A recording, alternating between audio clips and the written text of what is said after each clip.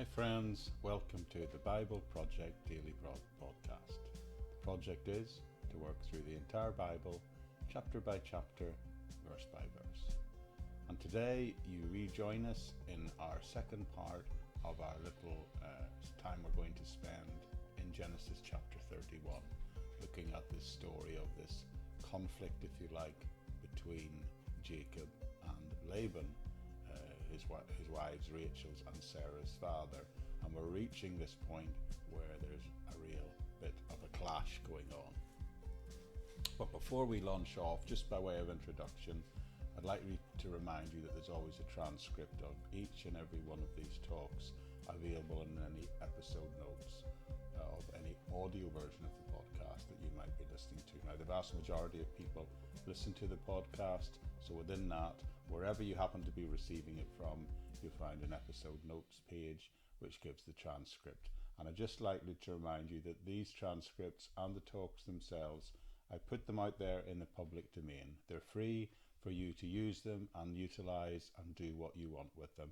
I'm more than happy.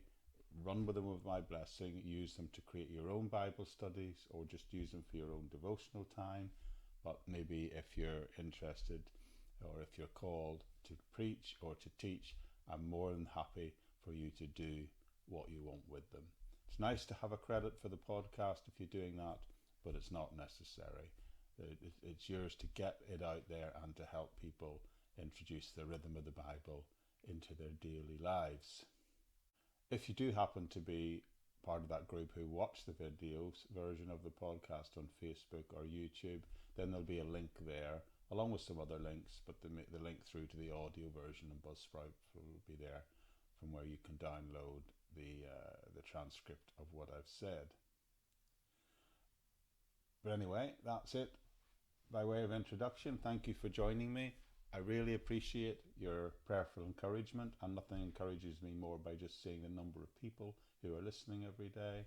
But that will do for now. I'll maybe see you at the end. But other than that, let's jump into the main text of what we're covering today.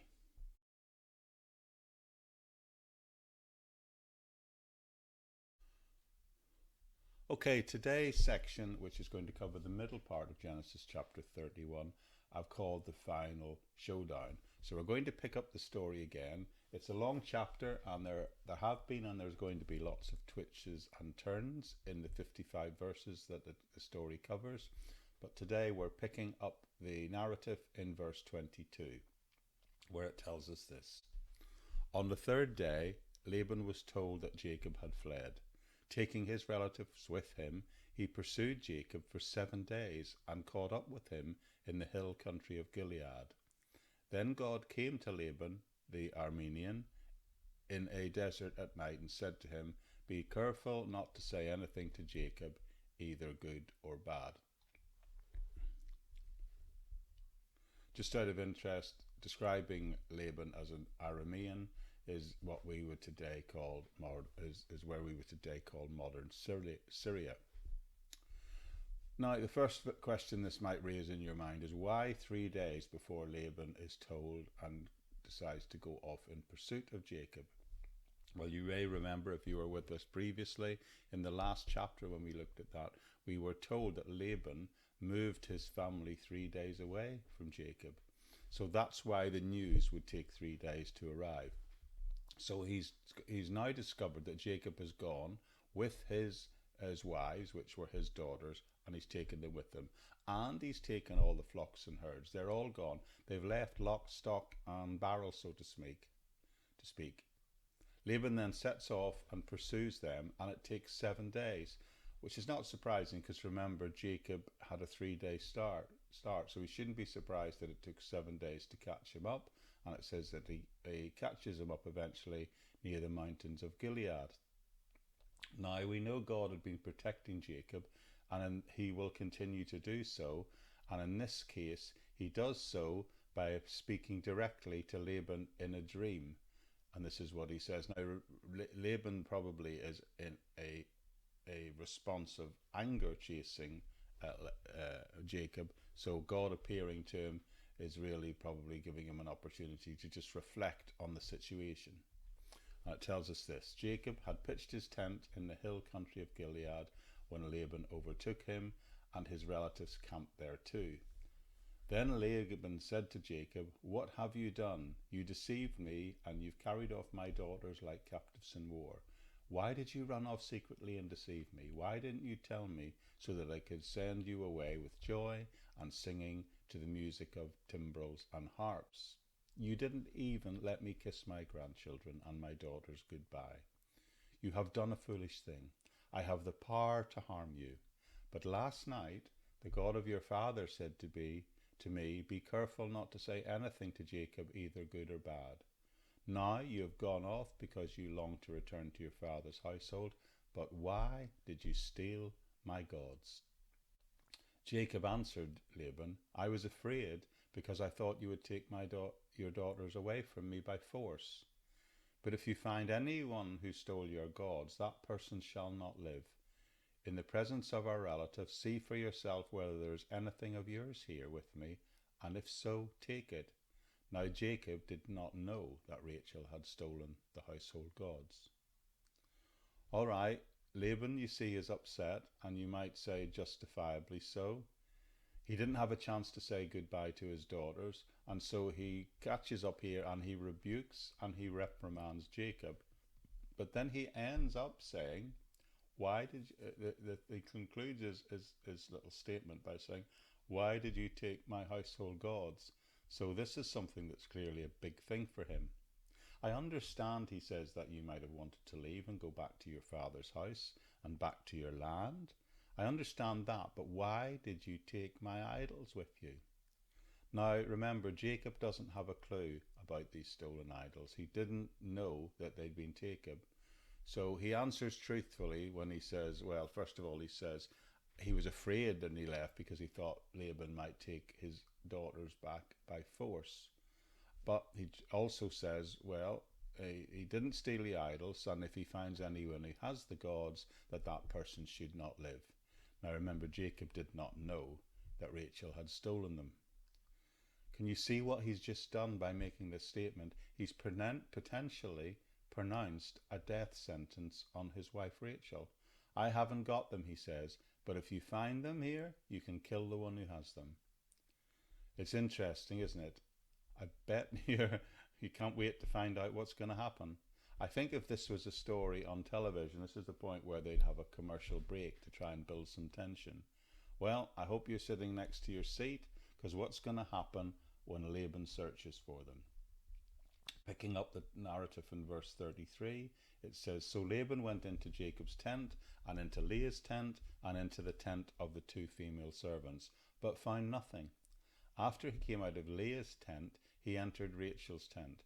Now Rachel had taken the household gods and put them inside her camel's saddle and was sitting on them. Laban searched through everything in the tent, but found nothing." Clever, eh? So Laban searches Jacob's tent, then Leah's tent, and then the tent of the two servants. But he doesn't find them. He doesn't find anything. But when he goes into Rachel's tent, remember, it's Rachel who has taken the household idols, and she's put them in the camel's saddle that she's sitting on. So when he enters the tent, she's sitting on the saddle with the items in the saddlebag, or under the seat of the saddle. Get the picture? Now it's important to note that a daughter would normally be expected to rise from wherever she was sitting and go and approach her father when he arrived and bow down as a sign of honour to the father. But throughout this all, she's remained sitting on the camel. This is what she says to her father. Verse 35. "Rachel said to her father, 'Don't be angry, my lord, that I cannot stand in your presence. I'm having my period.' So he searched, but could not find the household gods." So Laban searched all through the tent and did not find them because Rachel was sitting on them. Rachel makes the excuse to her father and says, "Forgive me for not rising and coming before you because I'm having my period." And Laban, well, frankly, if he's anything like men, when women talk about such things, he probably thought, I don't really want to think about this and know about this. So she tricks him in plain sight of everyone, and when he searches the tent, he finds nothing. Now, a point worth making is, according to the book of Leviticus, for her to sit on those idols would have contaminated them and made them permanently unclean. So this would suggest that she doesn't really have a lot of respect for those idols by sitting on them in that way, which maybe help us have a more forgiving attitude about her relationship with them. And we discussed that in the previous chapter. But the big point is, at any rate, Laban doesn't find them. And it is this point we see Jacob respond to all that has gone on now and all that Laban has said. And the text continues, Jacob was angry and took Laban to task. What is my crime? He asked Laban. How have I wronged you that you hunt me down? Now that you have searched through all my goods, what have you found that belongs to your household? Put it in here in front of your relatives and mine, and let them judge between us. He's saying that knowing nothing's been found, of course. Now, earlier in the passage, Laban had lit into Jacob for leaving them, and they also then accused him of stealing the idols, which, as far as Jacob was concerned, of course, he hadn't done. So now it's Jacob's turn to have his say and to say something back. Jacob is now finally going to get to tell a few home truths to Laban and tell him about all the things he's done to him over the years. And some of these things we are only now being fully made aware of in this passage. They haven't been covered in the narrative so far. I count 6 complaints contained within his statement. It's quite a long little passage, so bear with me. We'll pick it up in verse 38, and where we hear him say this. I have been with you for 20 years now. Your sheep and your goats have not miscarried, nor have I eaten the rams from your flock. I did not bring your animals torn by wild beasts, but I bore the loss myself, and you demanded from me for whatever was stolen by day or night. This was my situation. The heat consumed me in the daytime, and the cold at night, and the sleep fled from my eyes. It was like this for 20 years I was in your household. I worked for 14 years for your 2 daughters, and 6 years for your flocks, and you changed my wages 10 times. If the God of my father, the God of Abraham, and the God of Isaac had not been with me, you would surely have been sent me away empty-handed. But God has seen my hardship and the toil of my hands, and last night he rebuked you. So, what's Jacob been saying? Well, point 1, he says in essence, look, he was the shepherd of the flock, and he was careful in taking care of the lambs and the goats, and that there were no miscarriages under his care. He did his job well. The second observation he makes, I never used any of your flock for my own family's food. His third observation, I've been a good employee for you, even when animals were torn by wild beasts. He says, I in fact carried the loss on those occasions. Now, in order to appreciate what he said here, you need to understand that the law of the Near East at that time said that a shepherd was not responsible for the losses of his master's flock due to the attack of a wild animal. So what he's saying here is, I was not legally responsible for the sheep that got eaten or destroyed by wild animals, but I still stood the loss, not you. His fourth observation, which was found in verse 40, says, look, I served you faithfully in all conditions and in all weathers. In 110-degree heat, I served you during the day, and even when it was below freezing at night, I served you through all and every occasion.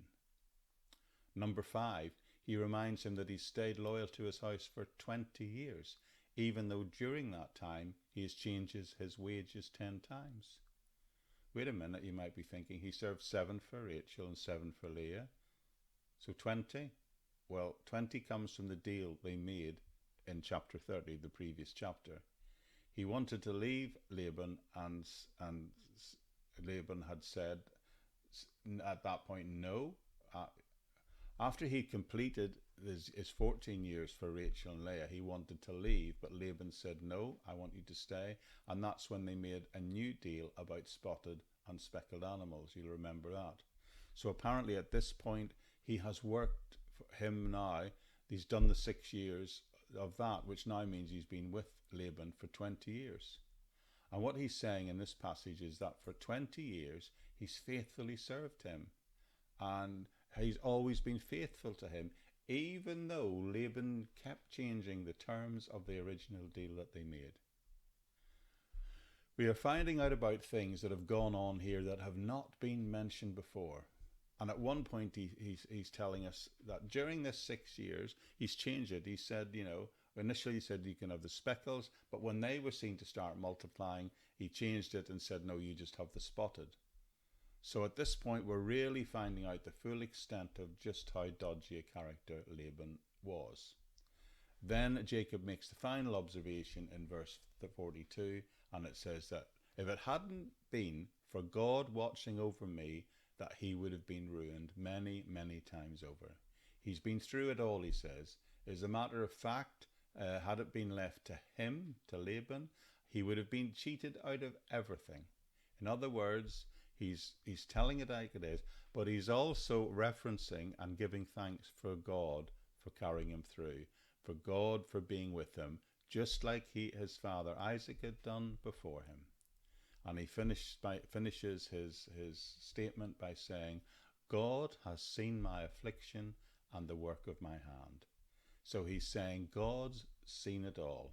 And he's saying, except for the blessing of God, who he names as the God of Abraham and the God of Isaac, he would have gone through this situation for 20 years and have been left empty-handed. But God saw to it that he would be with me, which is exactly what God had told him would be the case when he fled to this land 20 years earlier. Remember, Jacob and his family had been away for 20 years now, and he still hadn't got back home to the place and the land that God had promised that he should be, because that's where God was going to bless him. So what did the Lord say he wanted Jacob to do? At the beginning of this chapter, he reminded him that he wanted him to go home. Remember? Well, he's fled, he's on his way home, he's got halfway home, he's now in the middle of that return journey, and then there's this great conflict goes on. So he's still at this point not back home yet. Okay, you got that? But at least now we have some sort of opportunity to create a lasting peace between him and Laban. Maybe clear the air, so to speak. So let's see, they appear to have done that to some extent. Let's see if they finally can make some sort of accommodation of each other and find peace together. But we'll do that in the next episode. Okay, there we go, folks. That's it for today. Thank you so much for joining me. Now, I'd like you to remind you that there's not only the transcript, but there's lots of access to lots more of my teaching available on my Patreon website. On there, I put long-form versions of my Bible teaching alongside some talks I do, and also coming up soon will be some discipleship courses. Now, if you're someone who's ever thought that you'd like to develop a gift that perhaps you have of Bible teaching or even preaching, then I may be able to help you, because my plan is to put on a course to help people plan and prepare expository preaching. In other words, how to preach through a text within the context of that text and apply it in the world in which we live. But there's also other links there to other things that I do. There are links there to my Facebook page, my YouTube channel, even my sound design website, where I create not only the music and the sound design for this podcast, but also some projects that I do in other areas. And all those things are available through the links in the episode notes and through the Patreon page. Now, by becoming one of my patrons, you are enabling the Bible Project Daily podcast to not only be out there, but remain out there in the world, on the internet, free at the point of access to everyone who wants to get it. So you're enabling that to happen, as well as supporting me in my ministry and having access to some exclusive content and teachings. One other thing that's good to know is that if you appreciate and value this podcast, then why not share it? Why not subscribe to it? And why not like it or share it on social media? Because that way it enables it to get in front of more eyeballs and more people can be blessed by the Word of God. But anyway, that's it for today. I really do hope you've enjoyed our time together, and I hope that you're benefiting from having the Bible as part of the rhythm of your daily life. But I can't leave without saying thank you again. Your listening to this encourages me so much in so many ways, and your prayerful support is always appreciated. In fact, it's really coveted. But that's it for now. But I do hope to see you back here really soon. It'll be tomorrow for me, but whatever day it is for you, I really appreciate and hope that you'll join me again and carry on this journey together, chapter by chapter, verse by verse, through the Bible. But that's it for now. Bye for now from the Bible Project Daily Podcast.